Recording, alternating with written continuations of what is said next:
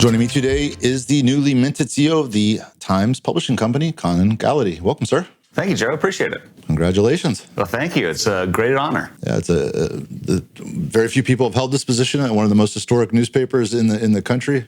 How's it feel? It feels amazing. I tell you, I stand on the shoulders of giants who have been leaders of the Times, and to get this opportunity, I feel very fortunate, but also very optimistic about where things are headed. Yeah.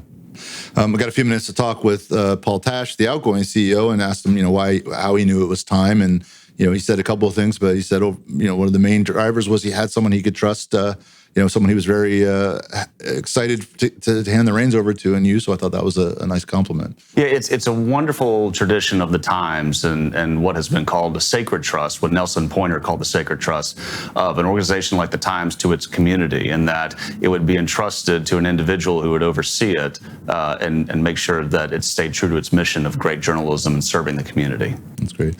So let's talk a little bit about your vision. Obviously you're inheriting a train in motion. So what adjustments are you going to make? What are you looking forward to doing in your first year of tenure? Sure. Well, first I'll say we've gone through a lot of transition as the entire media ecosystem has dramatically changed over really my entire career. I've been in the local media business for over 20 years, but really the last 5 years have been some of the most tumultuous ones. But I also see this as a great opportunity for transition and growth for the Times as the industry sees opportunities as well. And so specifically, I would say as we transition really to a digital company where the majority of our readership, of our business partnerships are in digital formats, there's a great opportunity for growth. Yeah, makes a lot of sense. And you were brought in originally to lead that charge in the digital realm. That's right. I was hired as the first chief digital officer for the Times, and I've actually spent most of my 20 years in the business in digital roles, helping traditional media companies grow their digital audience and digital revenue lines. And so when you look at the sort of thought process and how much to print, obviously a lot of it just comes down to cost. When you look at consumer demand, is it safe to say that the folks as they come up and become news readers are less concerned about print or not print, and really it's the more legacy folks that are tied to the print edition? Yeah, that's a great question. And what we've seen over the years is that desire for good quality local news has never wavered. It's just the format in which people prefer to receive it. And that's probably been the most disruptive thing, as traditional formats were disrupted by new consumers who wanted to read and watch and listen to news in new ways. And so as we grow, most of that growth is going to occur in our digital formats, be that our websites, our apps, our podcasts, our email newsletters. All of those are big growth formats for us. We're finding new audiences, not only who are willing to read and watch and listen to our news, but also that are willing to pay for it.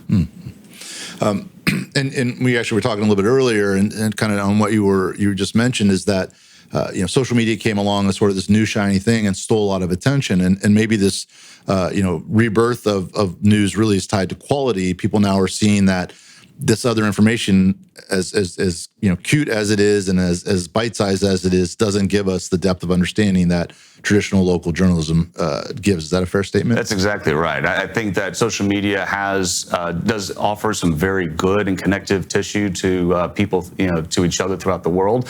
But unfortunately, when you have a room that large, you also have some bad actors in there. And I think consumers, unfortunately, have spent a number of years as social media has grown in prominence, consuming some information that wasn't good for them. And I think the pendulum is swinging now to where people realize that good quality news consumption, as long as you know who's providing it to you and you know why they're doing what they do and how they do it, that's better for you as a person. It's better for democracy overall, because you're being fed accurate information and you can use that information to make good decisions.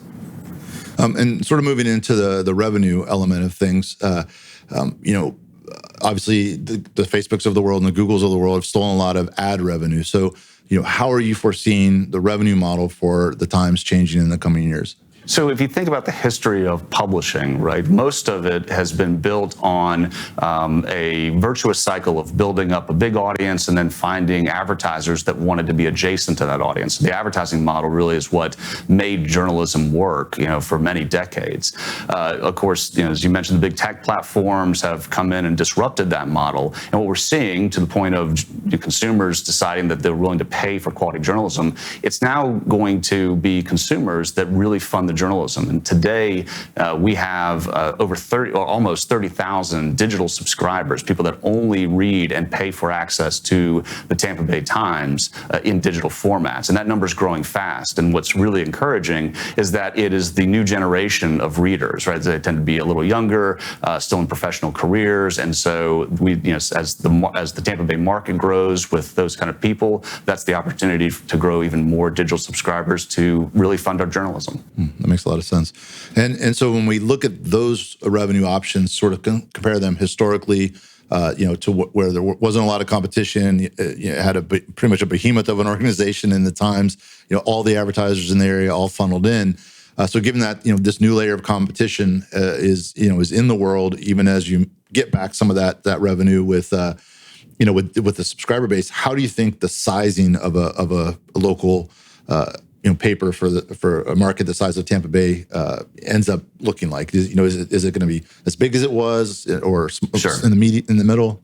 That's a great question. I'll say that we have always, because it's central to our mission, it's in our culture, it's what we do, we've always put our journalism first. And the Times has made some big changes just last year, actually starting the pandemic, but then last year we reduced our days of home delivery to Wednesdays and Sundays.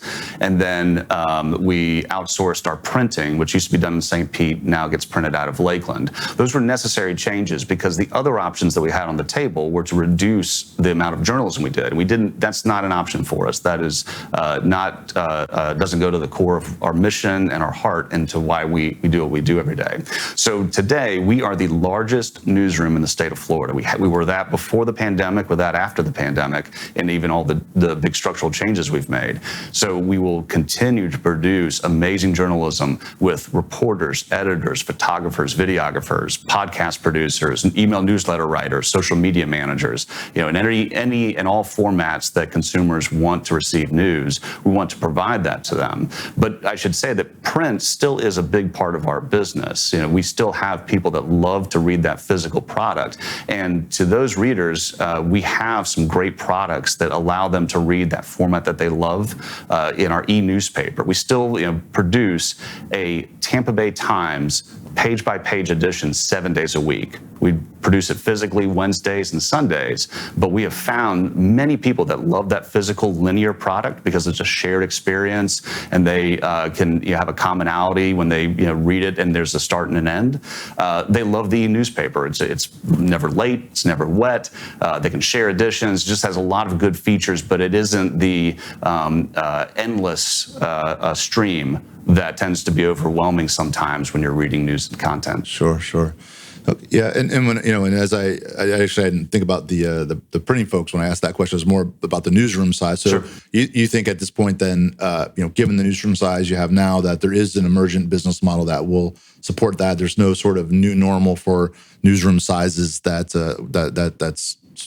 just sort of thrust upon us. No, we're growing. We're hiring in our newsroom. We're looking for good editors, reporters, skill sets around all these different formats that we're producing content in. And it will be commensurate with how many people pay to subscribe to the great journalism we produce. So I don't think there is a limit. I think there's just great growth opportunities, but it requires us to do great journalism. And, last year we were very fortunate to receive our 13th Pulitzer Prize.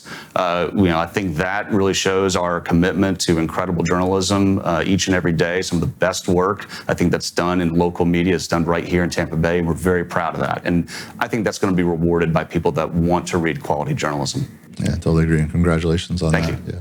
So to finish up, just sort of to get to know you a little more, what can we say is some of your own personal stamp that you want to put on the Times going forward, or what are you looking forward to that's near and dear to your heart to bring into the Times? Sure. So I think there's great opportunity for acceleration in how we reach people in new formats. We just this past week, you may have read the final piece of our series around climate change and how we do our storytelling. We're going to really accelerate that, where we have take complex issues like what happens when a hurricane comes in or near Tampa Bay, and what that reporting revealed was that it's not so much about the wind speed that we tend to focus on, right? It was about the storm surge, and so we allowed people to look at big data sets that came from the National Weather Service and then helped compiled by MIT, and we put those into usable tools that people could see, based on specific location, their household, where they live, where they work, and could see the impact of flood surge, which is really the dangerous thing for hurricanes now. So that's a big, complex topic, but can we boil that down and make that something that is accessible to people using the in-depth reporting that we do, but also immersive tools so they can understand how does this really impact me, and more importantly, what can I do about it?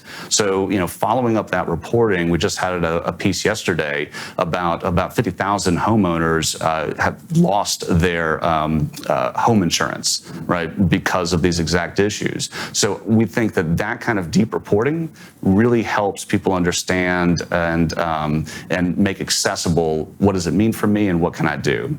So I think for my personal, to answer your question, what will I bring? I hope to really accelerate that kind of storytelling, immersive storytelling, but it still stays with the heart of what the Times does best, which is incredible journalism. That's fantastic. So using technology to unlock more layers of win from every piece of content. Exactly. Yeah, exactly. That makes a lot of sense.